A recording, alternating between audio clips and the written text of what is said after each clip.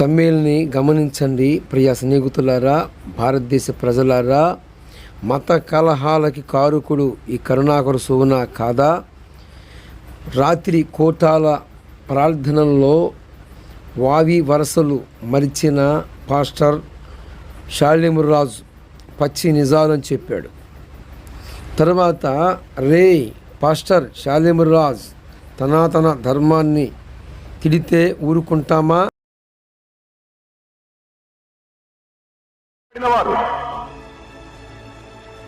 వారు అడ్డదిడ్డంగా తిరిగేవాళ్ళు కాదు, అడ్డదిడ్డంగా ప్రవర్తించేవాళ్ళు కాదు, అడ్డదిడ్డంగా బతికేవాళ్ళు కాదు.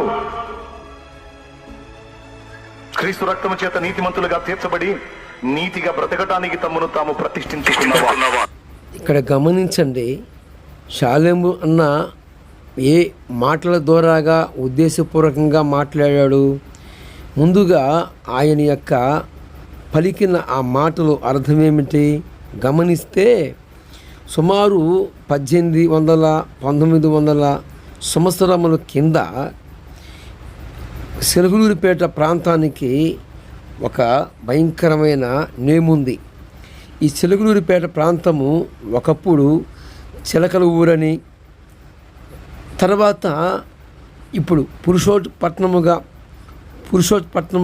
పిలువబడుతున్న ఆ పట్టణ మల్లెపూలని హిందువులందరూ కూడా ఎంతో పవిత్రంగా చూస్తూ ఉంటారు. ఐదోతనానికి గుర్తుగా అని కూడా చెప్పొచ్చు. అలాంటి మల్లెపూలు పెట్టుకున్న వాళ్ళందరూ కూడా వేశ్యలు అంటూ కూడా ఒక పాస్టర్ బోధించడం జరుగుతుంది క్రైస్తవులకు. అసలు ఆ వీడియో ఎంత వైరల్గా మారిందంటే హిందువులందరూ కూడా కోపానికి గురవుతున్న పరిస్థితి అని చెప్పొచ్చు. ఆ వీడియోకి సంబంధించి ఇప్పుడు మనతో పాటు మాట్లాడడానికి శివశక్తి కరుణాకర్ అన్న మనతో పాటు ఉన్నారు. అన్నతో మాట్లాడి మరిన్ని తెలుస్తుంది. నమస్తే అన్న.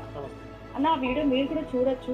అంటే మల్లెపూలు పెట్టుకున్న వాళ్ళందరూ కూడా వేశ్యలు అంటూ, అంటే బైబుల్ బోధిస్తున్న వ్యక్తి నోట్లో నుంచి అలాంటి పదజాలం రావటం అసలు ఎంతవరకు సంబంధం? బైబిల్ బోధిస్తున్నాడు కాబట్టి అలాగే చెప్తారు. ఒక విధంగా వాడు చెప్పింది కూడా కరెక్టే. ఏ విధంగా అంటే, ఇప్పుడు పూలు అమ్ముకునే వ్యక్తికి ఇక్కడ ఎలాంటి నడవని చెప్పాడు కదా. వాస్తవంగా వీళ్ళు రాత్రి కుడుకులను పెడుతూ ఉంటారు. రాత్రి కుడుకులు పెట్టినప్పుడు కానీ చర్చి బయట కానీ కండోమ్ ప్యాకెట్స్ బాగా నడుస్తాయి. అవి పెట్టుకోవాలి అక్కడ, పువ్వులు కాదు. అది చెప్పాడు. అది మీకు మొత్తం వీడియో రిలీజ్ అయ్యి ఉండదు. మల్లెపూలు ఐంధవ స్త్రీలకి చాలా ప్రామాణికము, అత్యంత పవిత్రమైనవి అని ఇక్కడ ఈ యొక్క స్త్రీ మాట్లాడుతుంది. ఈ గుజ్జారుడేమో కరుణాకరు మాట్లాడుతున్నాడు. ఆన్లైన్లోకి కాండం ప్యాకెట్స్ అక్కడ ఇస్తారట అని వీడు నోటుకొచ్చినట్టు వీడు మాట్లాడుతున్నాడు. అంటే వీడికి అలవాటు కదా, వీడికి అలవాటు. వీడు చేస్తుందేంటి? హైందువులలో దేవాలయాల పేరిట హైందువుల మధ్య దేవాలయాల పేరు చెప్పుకొని అనేక తెలియని స్త్రీలని, మరి వారి యొక్క బలహీనతలని వీడు ఉపయోగించుకుని దిమ్మ తిరిగిపోయే కౌంటర్. చూడండి, నేను కొన్ని రెఫరెన్సులని మీకు మెన్షన్ చేస్తాను. గరుడ పురాణం రెఫరెన్స్ చూడండి, ఇక మీరే చదువుకోనండి. నేను రెఫరెన్స్ మాత్రమే మీకు అందిస్తున్నాను.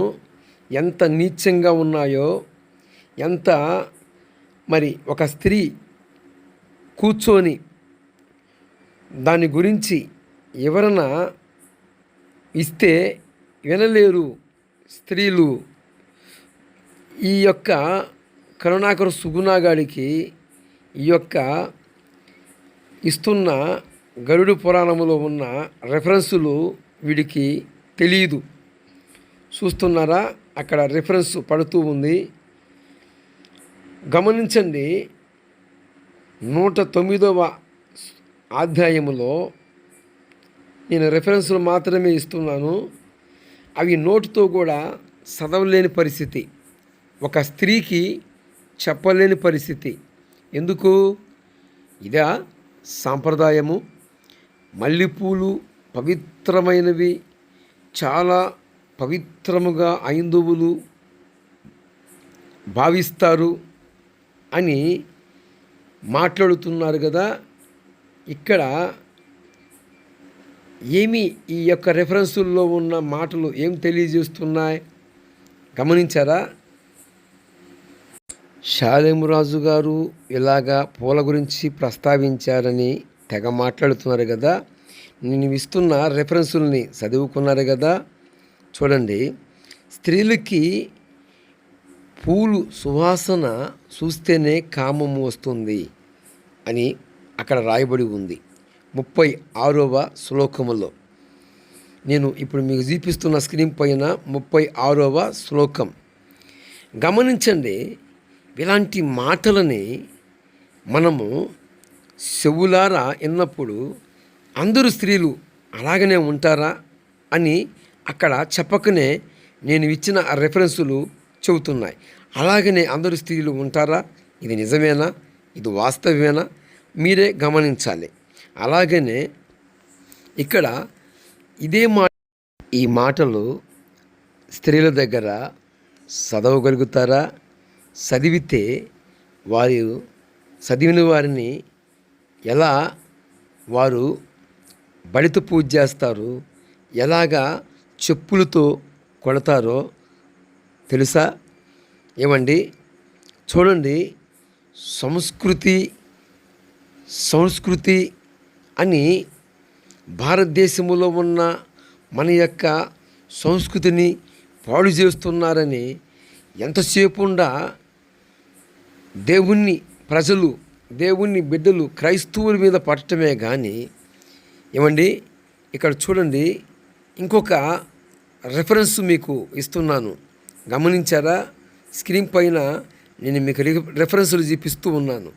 ఇక్కడ ఏమని రాయబడి ఉందో కొంచెము గమనించండి, గుర్తించండి. ఇలాంటి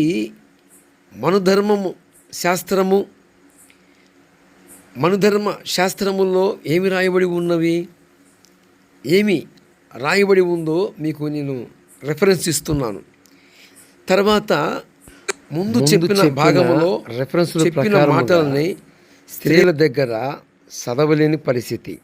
అలా అని అందరూ స్త్రీలందరూ అలాగనే ఉంటారా అని అనవచ్చునా?